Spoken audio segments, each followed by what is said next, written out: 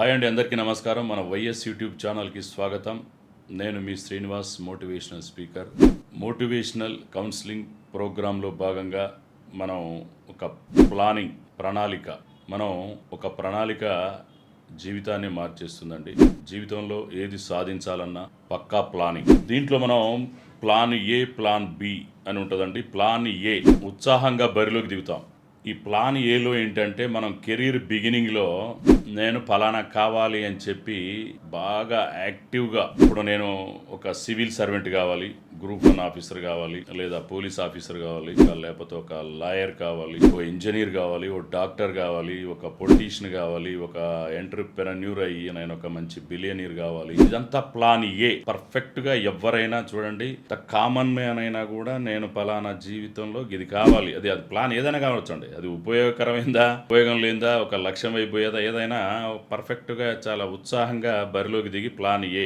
మరి ప్లాన్ ఏలో అందరూ కూడా సక్సెస్ అవుతారని ఏం లేదండి. ఇప్పుడు ప్లాన్ ఏలో మన గ్రూప్ 1 కావాలి అనుకున్నటువంటి వ్యక్తి దాన్ని సాధిస్తాడు అని బరిలోకి దిగుతాడు, కానీ ఒక్కొక్కసారి వైఫల్యం కూడా ఎదురవుతుంది. అంతే వేగంగా ఆ వైఫల్యం అనేటువంటిది వెక్కిరిస్తుందండి. ఇంకోటి ఏం చేస్తాడు, ప్లాన్ బి తోటి మళ్ళీ ఇంకోసారి పోరాడతాడు. ప్లాన్ బి ఏంటంటే ఈ గ్రూప్ 1 మనతో కాదు, గ్రూప్ 2 లేదా సివిల్స్ టార్గెట్ పెట్టుకున్న వ్యక్తి కూడా ఈ జాతీయ స్థాయిలో ఎంత హెవీ కాంపిటీషన్ ఉండేటువంటి ఈ సివిల్ సర్వీసెస్ ఎప్పుడైతే 1 or 2, 3 అటెంప్ట్స్లో దానికి ఒక వైఫల్యం చెందినప్పుడు ఖచ్చితంగా ప్లాన్ బిలోకి వస్తాడు. ఈ ప్లాన్ బిలో ఏంటి అంటే మన అవకాశాలని మనం పరిమితం చేసుకోవడం అంటే ఇప్పుడు అదే సివిల్స్ ప్రిపేర్ అయినా స్టేట్ సర్వీస్లో గ్రూప్ 1 కావాలి, లేదా గ్రూప్ 2, గ్రూప్ 3 ఇలా ప్లాన్ బిలోకి దిగుతాడు. కాబట్టి ప్లాన్ బిలో కూడా మరి ఒక్కొక్కసారి వర్కౌట్ కాదండి. అప్పుడు తొలి ప్రయత్నం ప్లాన్ ఏ, ప్లాన్ బి ఎలా అయితే మనం ప్లాన్ చేసుకున్నామో ప్లాన్ జెడ్ అని కూడా ఉంటుందండి. ఈ ప్లాన్ జెడ్ అనేది ఏంటి అని, ఇంకా కోల్పోవడానికి ఇంకేమీ లేదు జీవితంలో, ఇంకేమీ మిగలదనేటువంటి దశలో కూడా కొత్త ఆశలు కల్పించి మనల్ని కర్తవ్యం వైపు నడిపిస్తుంది. గ్రూప్ 4తో లేకపోతే మామూలు స్టేట్ సర్వీస్లో ఉన్నటువంటి మామూలు జాబ్స్, అరే నేను ఇంత ప్రిపేర్ అయ్యాను, ఒక 3 years నా ఎఫర్ట్ ఇచ్చాను, సివిల్స్ ఇచ్చాను, గ్రూప్ 1 రాలేదు, గ్రూప్ 2 రాలేదు, కనీసం గ్రూప్ 4 ప్లాన్ జెడ్. వాస్తవంగా ప్లాన్ ఏలో ఏంటంటే మనిషి నిజంగా స్వతహాగా ఒక స్వాప్నికుడు అండి. డ్రీమ్స్ ఉంటాయి ఏ మనిషికైనా, ఎంత కామన్ మ్యాన్ కైనా కూడా డ్రీమ్స్ ఉంటాయి. కాబట్టి మెలకువలోను కూడా కలలు కంటాడండి మనిషి. నిద్రలోనే కాదు, మెలకువలో కూడా నేను పలానా కావాలి.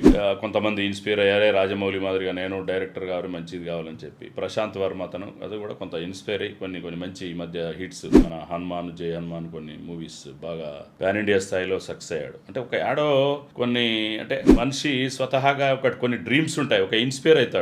ఇప్పుడు అందులో కొన్ని చిన్నవి ఉంటాయి, పెద్దవి ఉంటాయి. అంతిమంగా ఏం సాధించాలి అనుకున్నటువంటి, అంటే మనం ఏదైతే సాధించాలనుకుంటున్నామో ఆ మహాస్వప్నమే ప్లాన్ ఏ. సివిల్స్ కావచ్చు, గ్రూప్ 1 కావచ్చు, గొప్ప లక్ష్యాలు. ఒక ఎంటర్ప్రెన్యూర్గా నేను ఒక గొప్ప బిజినెస్ స్టార్ట్ చేసి ఒక బిలియనియర్గా స్థిరపడాలి అనేటువంటిది. ఇలా చాలా గొప్ప డ్రీమ్స్ తోటి ప్లాన్ ఏలో సక్సెస్ అయ్యేటువంటి వాళ్ళు కొన్ని కేటగిరీస్ ఉంటారు.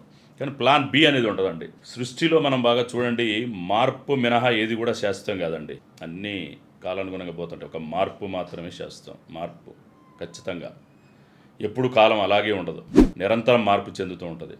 కాలం మారిపోతుంది, సాంకేతికత మారిపోతుంటుంది. మారిన పరిస్థితులకు అనుగుణంగా మనము మారాల్సిందే. మనం అక్కడే ఉంటాము అంటే మన జీవితం కూడా అక్కడే అయిపోతుంది. అవసరమైతే ప్లాన్ ఏను కూడా మార్చుకోవాల్సిందే.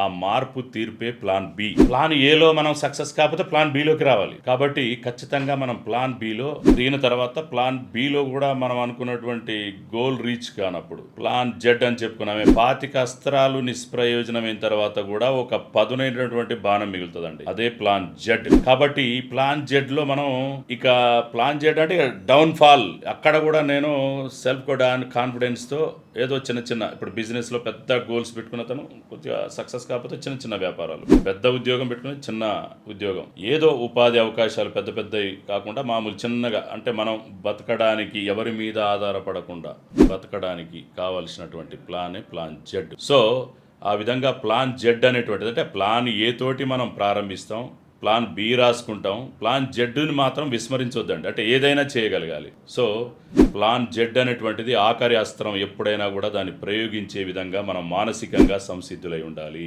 మనం గెలుపు వైపుగా అడిగేసే ముందు ఓటమిని కూడా ఊహించుకోవాలి. సకల ప్రయత్నాలు విఫలమైనప్పుడు, అన్ని ద్వారాలు మూసుకుపోయినప్పుడు కూడా ఎలా స్పందించాలి, ఎంత తెగువతో నిలబడాలి, ఎంత మొండిగా తలపాడాలి అనే ప్రశ్నకు మనం రాతపూర్వకంగా సమాధానమే ప్లాన్ జెడ్ అండి. ప్లాన్ జెడ్ అంటే ఒకవేళ వ్యాపారం మూతబడింది అనుకోండి, బస్ స్టాండ్ లో బజ్జీలు వేసుకొనైనా బతకగలను, ఉద్యోగం ఊడిపోతే ఊరికెళ్ళి పొలం పనులు చేసుకోగలను, నా ఆస్తులన్నీ కరిగిపోతే పర్సులో మిగిలిన పాత 10 రూపాయల నోటుతో మళ్ళీ సంపదను సృష్టించగలను. ఈ విధంగా మనం ఆలోచన విధానాలు ఉండాలి. ఇప్పుడు ప్లాన్ ఏ అమలులో ఎదురయ్యే అవరోధాలు, ప్లాన్ బి ఆచరణలో ఇబ్బంది పెట్టే సవాళ్లు చాలా చిన్నగా అనిపిస్తాయి. లక్ష్య సాధనలో ఒత్తిడి ఉండదండి, భయం కలగదు, నిరాశ వెంటాడదు, నిస్పృహ చంపేయదు. కాబట్టి మనం నేల మీద కూడా నడవడానికి, ఇప్పుడు ఉదాహరణకి అలా సిద్ధం కావాలి. మనం నేల మీద నడవడానికి నయా పైసా అక్కర్లేదు కదండి, మట్టికి కప్పం కట్టాల్సిన పని లేదు. కాబట్టి సరిగ్గా ఆ దశలోనే మనం ప్లాన్ జెడ్ అమల్లోకి వస్తుంది. ఇప్పుడు సాయానికి స్నేహితులు ఉండరు, బంధువుల అండదండలు ఉండవు. అయినా సరే చేతిలో ప్లాన్ ఏతో